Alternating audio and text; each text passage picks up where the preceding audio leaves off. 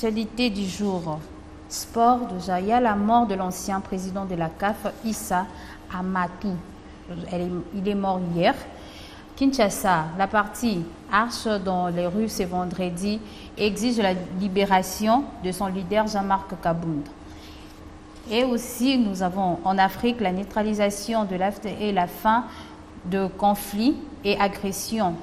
Fin de réunion des experts RDC Rwanda au Luanda, qui est la province, qui est la capitale plutôt de l'Angola. Commençons par le sport. Aujourd'hui, c'est hier, on a été informé de la mort du président de la CAF, Issa Amatou. L'ancien président de la Confédération africaine de football, le Camerounais Issa Amatou est mort ce jeudi à Paris. À la veillée de ses 28 ans. Donc c'était 78 ans. 78 ans, donc c'était le jour de son anniversaire. Il est mort à la veille. C'est vraiment très compliqué de mourir, avoir peut-être ses enfants s'attendaient peut-être à fêter l'anniversaire. Il a vécu, c'est pas que... 78 aussi, c'est pas assez beaucoup, hein, c'est pas assez beaucoup pour une personne qui est peut-être qui est un homme, peut-être un grand homme pour sa famille, pour la population, déjà aussi pour la CAF, cette grande confédération, déjà voir perdre cette personne, c'est vraiment très douloureux, très douloureux. Et pendant plus de 30 ans, il a été président intérim de la FIFA. Et membre de la comité exécutif international olympique. Donc, il a quand même eu un grand parcours, plus de 30 ans, c'est beaucoup. Et aujourd'hui aussi président de la CAF. Non, c'est pas l'ancien, il est mort. L'ancien président de la CAF, et il est mort. Aujourd'hui, on peut toujours se souvenir. Il faut toujours recourir aux traces. Carrément. Comme nous, quand même, on a 5 républiques. Avec tous ces gens-là, on a toujours les histoires à rencontrer parce qu'ils ont marqué leur temps. Et aussi, lui, vu qu'on parle de lui, il a marqué son temps. Il a été président de la CAF. Il a rapporté un plus à ce qu'il faisait. À cette confédération, c'est important. Et voir sa mort aujourd'hui, c'est compliqué. Oui. Alors là, comme je viens de dire aujourd'hui, c'était hier qu'on a déclaré. On l'a déclaré hier, mort. j'ai dit, il est mort à Paris. Oui. Il y a tout et non. Voilà. Il y a tout. Il y a tout. Issa Ayatou. Issa Ayatou, il a disparu hier, jeudi à Paris. Donc aujourd'hui, très compliqué pour la famille. On peut que souhaiter mes sincères condoléances à la famille et au Cameroun. Et au Cameroun tout entier. Oui. Le Cameroun qui est un pays de l'Afrique de l'Ouest. On connaît déjà. Peut-être tout le monde connaît déjà que. Il y a une deuxième actualité. Aujourd'hui, la partie politique Arche dans le rue ce vendredi pour exiger la libération de son leader Jean-Marc Kabound. Le cadre et militant du parti politique Alliance pour le changement seront dans le rue de Kinshasa ce vendredi pour exiger cette libération, sans condition. Ils ont exigé une libération sans condition de leur leader qui compris depuis 2 ans au centre pénitentiaire et de rééducation de Kinshasa qui est ex-prison centrale de Makala. Donc... aujourd'hui, nous allons voir dans les rues, il y a des gens de la partie politique de Kabound. Ça fait déjà combien de mois qu'il est condamné? Il est condamné depuis le mois d'août. Déjà près de 2 ans. 2 ans, oui. Depuis le mois d'août 2022 qu'il est condamné pour... Et aujourd'hui 2024, et sa partie exige sa libération sans condition. C'est ce qui m'a beaucoup étiqué, dire de lui libérer sans condition. Tout se passe au règlement et surtout que nous sommes dans un état de droit. Donc, et puis il a été condamné par des accusations aussi graves contre le chef de l'État. Alors c'est quelque chose qu'il faut vraiment voir. Peut-être il va avoir la grâce présidentielle, mais c'est pas du jour au lendemain qu'on va se décider de se mettre à la rue et puis à exiger une libération. Mais comment c'est pas se mettre à la rue? 2 ans, c'est beaucoup quand même. Comment? Ils ont trouvé 2 ans, c'est beaucoup. Non, il a été condamné pour 7 ans de prison. Oui, mais là, déjà, il a 2 ans. encaissé 2 ans de prison par rapport à ses 7 ans. Bien avant de tenir cette marche, il y a même Boaz Mamba, le secrétaire national adjoint de la partie politique, qui a... Déjà Marc Aboun. Oui. Qui est de l'Arche de Changement, qui a recruté et implanté de gens. Il recrute des gens qui vont marcher aujourd'hui, appeler à la justice de traiter les dossiers.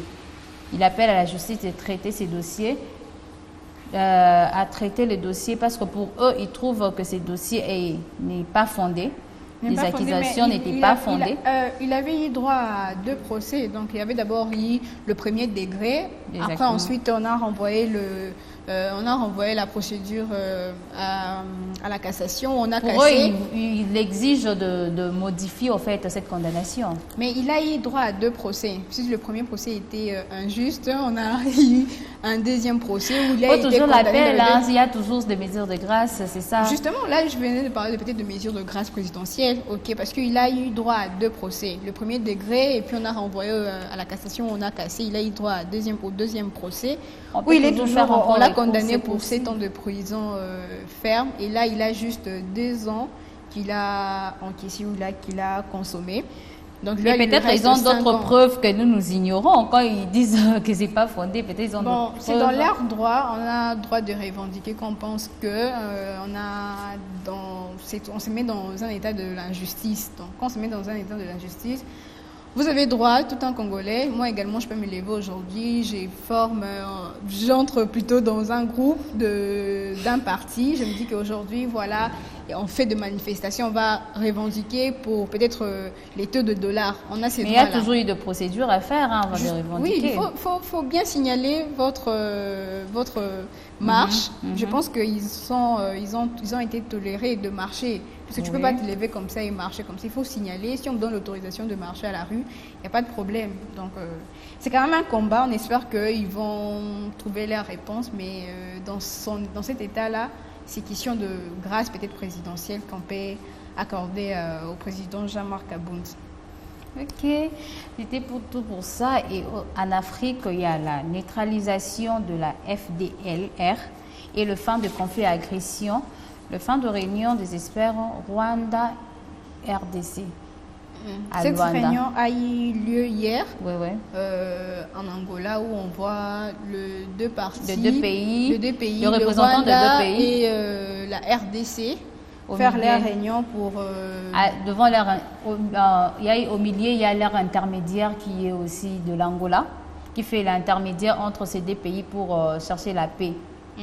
C'est toujours pour la paix, c'est ce que nous voulons, c'est ce que nous crions tout le jour, c'est toujours la paix, on veut la paix, on veut la paix. Il a fait la médiation, l'Angola, le Luanda qui est la capitale de l'Angola, pour ne pas traumatiser les gens peut-être. Oui. Il fait cette médiation pour peut-être chercher la paix. C'est déjà le première étape.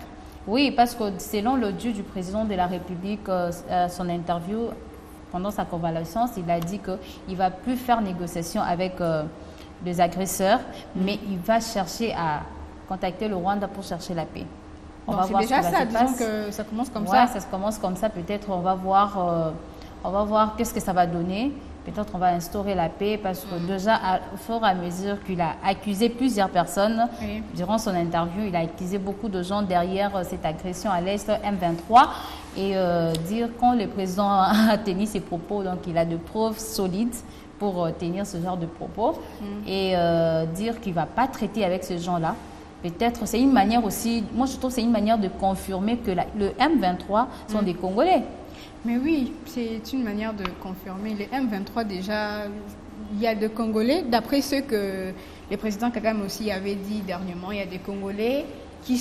En fait, ce sont les Congolais, le M23 sont les Congolais qui se lient, qui se mettent de l'autre côté. Ils trouvent que les pays est mal géré, de l'injustice et tout, et puis ils se disent, bon voilà, nous sommes maintenant de l'autre côté. Et suite à cette injustice-là, on ne veut pas vivre comme ça. Donc on veut aller ailleurs pour combattre le pays. Vous voyez ? Donc c'est un sujet de l'injustice qu'ils pensent vivre et puis se mettre de l'autre côté pour combattre leur propre pays. Exactement. Et ça, c'est d'après les affirmations également du président Kagame. Oui, il y a beaucoup de gens qui J'insiste que affirment, lui n'est même pas le derrière président ça, du ce sont Burundi. le Congolais, le M23, ce sont le Congolais. Oui, même le président du Burundi il avait Et dit aujourd'hui, que on le peut M23 le sont des confirmer, Congolais. il y a le président Nanga qui est allé s'associer là-bas, où on voit c'est le Nanga, l'ancien ministre de On peut la pas dire CENI, qu'il c'est s'est un dit Congolais. on dit que ce sont des Congolais, mais selon des experts, ce sont des étrangers qui les influencent en fait à retourner contre leur pays. C'est un peu ça. On peut dire que ce sont des Congolais peut-être qui sont naïfs. Peut-être on voit cette personne qui est toujours dans le trouble n'a pas la paix. Il y a une personne qui le propose encore d'autres choses. C'est normal. Ils sont vraiment, même si ce sont nos frères, ils sont plus influencés par les étrangers. C'est pourquoi on les condamne. Et voir après les propos du président de la République qui a tenu durant son discours que il va plus faire alliance avec, il va plus négocier avec des agresseurs, mais aller au Rwanda pour faire la paix. Donc, c'est aussi quelque chose de confirmé, qui connaît vraiment que le M23 sont de Congolais et il va instaurer peut-être un autre mécanisme que lui seul connaît, peut-être avec les ministres de la Défense qu'ils ont instauré pour comment instaurer la paix en RDC. C'est quelque chose de très important que nous attendons impatiemment déjà. Oui. Bien que ça ne sera pas facile. Oui, ça n'a toujours pas été facile pendant ces grandes guerres. Avec l'Est, nous connaissons qu'il y a beaucoup de minéraux, c'est pas facile. Mais quand il sait que comment négocier, il est le président, il y a la diplomatie peut-être qui est là. Oui. On sait comment, ils savent comment ça va se passer. Et nous voulons que le résultat, on l'accorde encore beaucoup de temps. C'est ça. Donc, on espère vraiment que les choses vont bien se passer et que très bien se passer. La guerre, le feu rouge là, va enfin finir. Les feux rouges, c'est parce que tu as mis encore les rouges aujourd'hui. Hein. Tu as oublié qu'on devait parler de la guerre, tu as encore mis le rouge. C'était tout pour les actualités du jour.